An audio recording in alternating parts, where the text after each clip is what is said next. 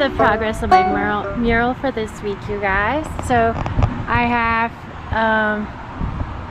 filled in all of the outlines of colors, and now I am starting on the background, the animal prints.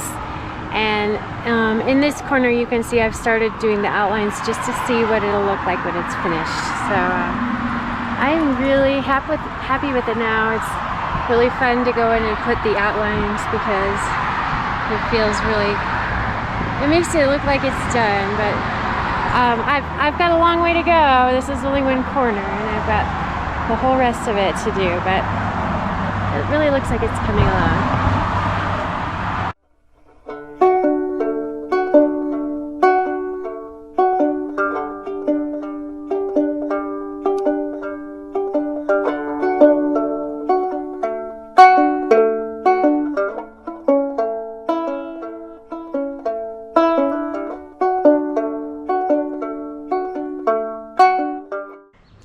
Hey guys, today let's make some amazing iced chai.